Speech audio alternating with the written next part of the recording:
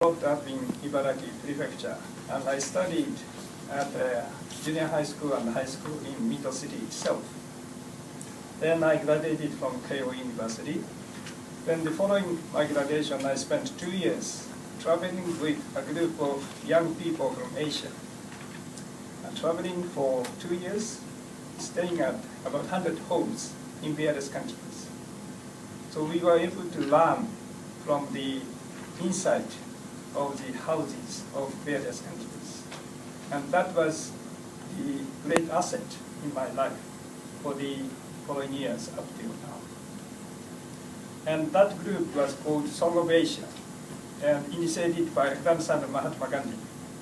And the concept was that Asia was known for poverty, hunger, corruption, and so on, that people forgot that Asia was a continent where 4 great religions had been born, and 4 great civilizations had been born. So what have we done not to learn from those important teachings? So shouldn't we young people learn from those values and teachings so that we could make Asia to be known for more positive images? That was how Song of Asia went to various countries, to exchange views with many young people, politicians, the indigenous people, and so on, and we learned from each other. But one of the things that I learned at that time was, there was a teacher from Hong Kong who taught me, you know, during the Second World War, the Japanese soldiers came to Hong Kong, and they put a baby into the air, and when the baby was coming down, then you hit by the gun. And that was an experience that I never knew. I learned history in the school textbooks, but I did not learn, or I did not learn enough about the contemporary history. That was one. Then the second experience was with a young person from Papua New Guinea.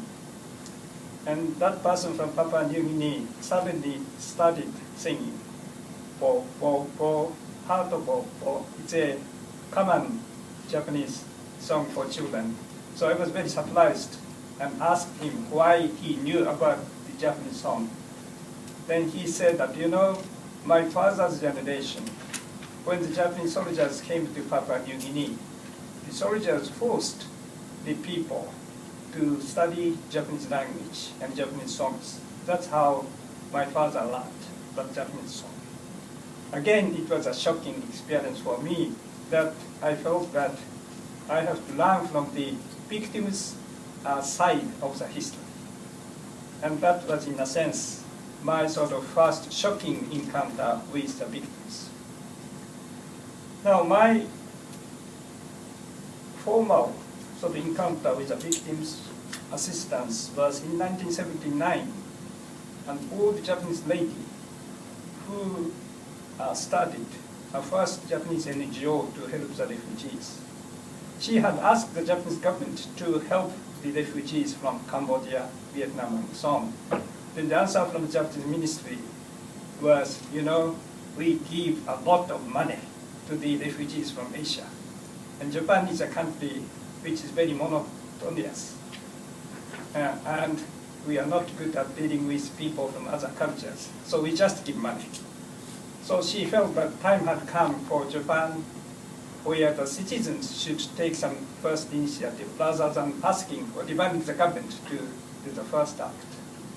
That was how Association for Aid and Relief, as it is now called, started in 1979. I started some projects for refugees in Cambodia, Africa, former Yugoslavia, and some others did start in Afghanistan. And more recently, this association has been very active in natural disaster areas, such as in Sumatra, Haiti, and more recently, since 3 years ago, the East Japan Great Earthquake and Tsunami. So the activities of this association has expanded. But looking at the history of this association, I have realized that first, we dealt with material assistance to provide medicine, water, food. And you realize that this is a sort of assistance to the symptoms. Then I realized that when we went to former Yugoslavia, we did a lot for psychological and mental assistance. When the victims came from the so-called developing countries, the developed countries, more psychological, mental assistance was needed. That was we felt. Now, some years ago we asked why our work has expanded. Is it good, in a sense good that we are active? But we realized that it is not so good because the victims have become more and scattered. And we felt that rather than dealing with, or as well as dealing with the symptoms, we have to deal with the root cause of the problem. And what is it? To prevent the warfare and conflict itself. So not only this AR, as we call it, but other newer NGOs are now dealing with not only the symptoms assistance, but also preventive diplomacy and peace building and so on. How to stop the cause for the refugees and so on and so forth. And I think as you deal with victims' assistance, the variety of victims has become wider and more complex. And I want to learn from you how we deal with the victims in this situation. And more civilians have become victims and vulnerable.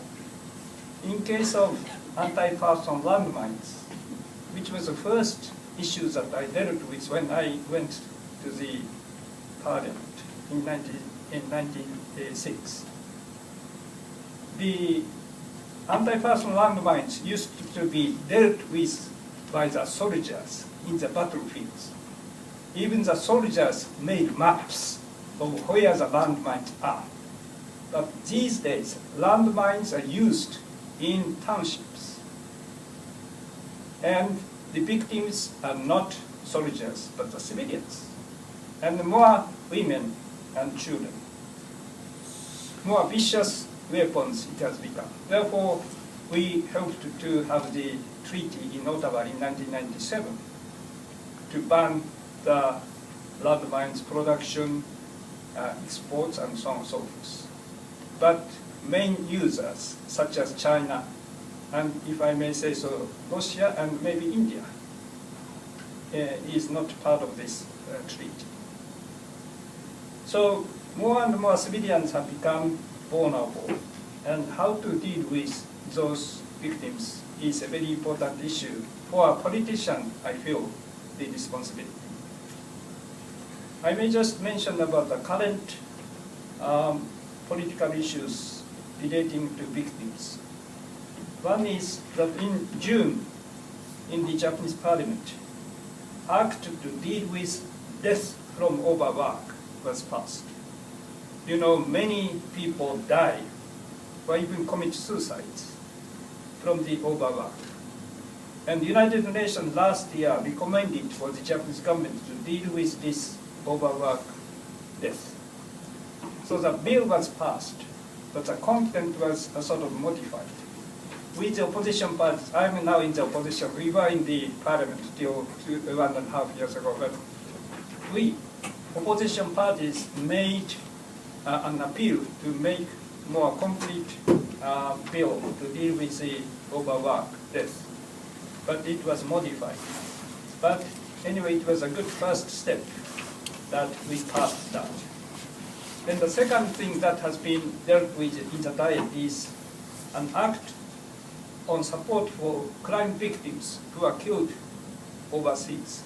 At the moment, the support for the crime victims inside Japan is already existing, but not for the Japanese victims who are killed, injured, and so on overseas. So some politicians are trying to make that bill to be passed. but the content is very important. So we want to make it more comprehensive, substantial act. Then the third issue, which is very important for Japan, is an act to support for the abduction victims.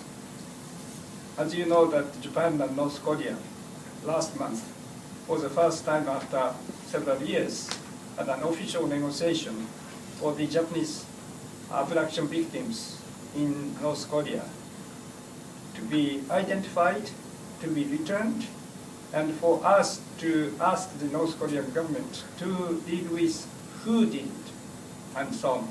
And it has been going on a very touchy issue.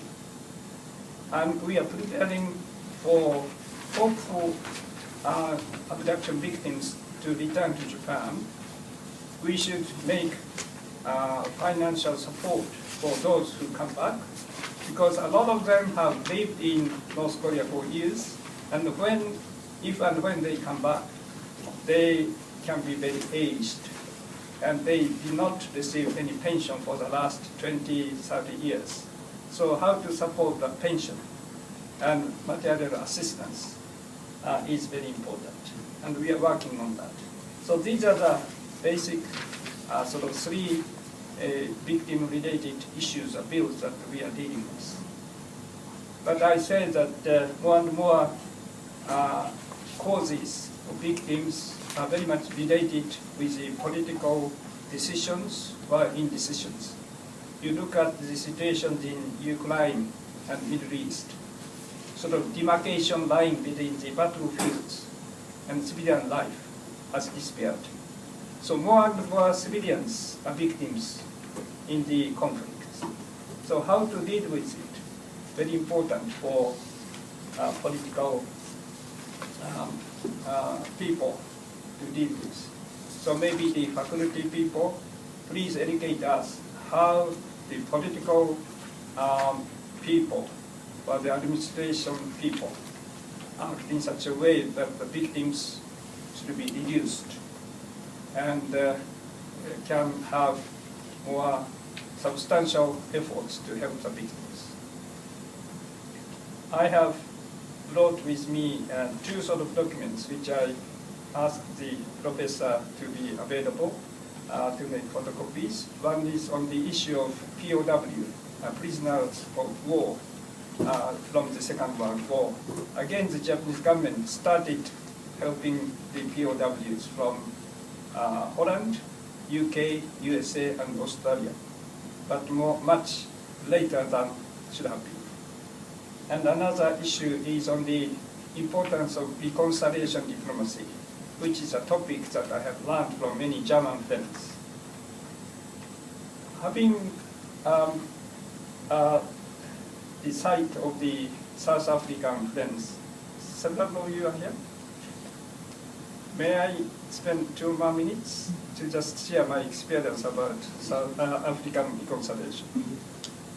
In 1975, I think, when I joined this group, Solomesha, and I was in Switzerland, and the chief of the dishwashing team in the place where we were staying was a man called Alex Smith, who is a son of Ian Smith.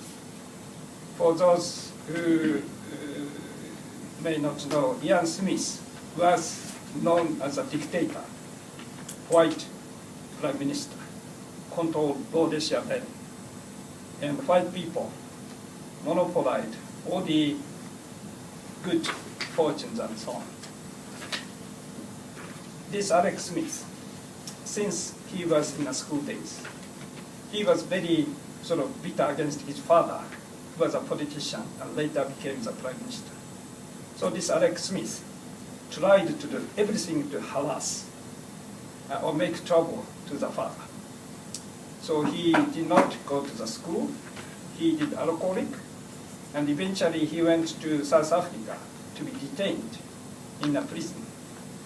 Then Alex Smith met a church minister, and who challenged Alex Smith? You have been doing everything to harass your father, make trouble to your father, but what is your purpose in life? And that sort of changed his life. And he wrote a letter of apology to Ian Smith, the father in Rhodesia. And he apologized all the things that he did. Then he went back to Rhodesia, and he thought that selfish person like him did cause a lot of troubles to so many black people. And later he and black church minister went to many gatherings to apologize. Alec apologized to the black people. We, the white people, did a lot to harm you. Then the black church minister said, I am a church minister, but I did not do enough to help black people. So they, the son of Alec, Ian Smith, and church minister, white and black, went to many tribal gatherings to try to help people understand the importance of reconciliation. And eventually this church minister was shot dead. But the time when election took place in Rhodesia for the independence, the opinion poll showed that black radical leader called what is the prime minister now? Mugabe, yes. Mugabe will win against Muzorewa and Ian Smith. So the eve of the election, Alex Smith and other black people who had been meeting for the reconciliation convinced Ian Smith and Mugabe to meet in a house one-to-one. And Ian Smith apologized to Mugabe for the way he prevented Mugabe to go to the funeral of his mother when his mother died. Mugabe was in exile in Mozambique or somewhere. Then Mugabe apologized to Ian Smith for all the bad things he had said to Ian Smith. And they somehow agreed that white people did not leave Rhodesia, even if black people won. And Mugabe promised to Ian Smith that we give you some quotas of seats for the parliament for the white people. There are many other issues, but somehow top persons meeting for Ian Smith and Robert Mugabe saved the civil war because the white soldiers were preparing for the coup if Mugabe won the following day. And eventually this reconciliation took place. Therefore, the civil war was avoided the following day. And I'm so sad that the way Mugabe has been doing since then, but at least that reconciliation took place in 1980. And without this reconciliation, the transfer from de Klerk to Nelson Mandela in 1994 did not have taken place. So for that, I think this reconciliation in Rhodesia was very important for the reconciliation in South Africa. But the point was, person-to-person reconciliation and trust is very important when it comes to the top people's relationship. And that can be applied for other conflicts. Sorry to have taken more time, but looking at some people from South Africa, I just wanted to share this experience. And thank you so much for this opportunity, and hope to learn from you for the coming days, and have a good work, and do take your sort of findings to the governments of various countries, including the Japanese government. Thank you.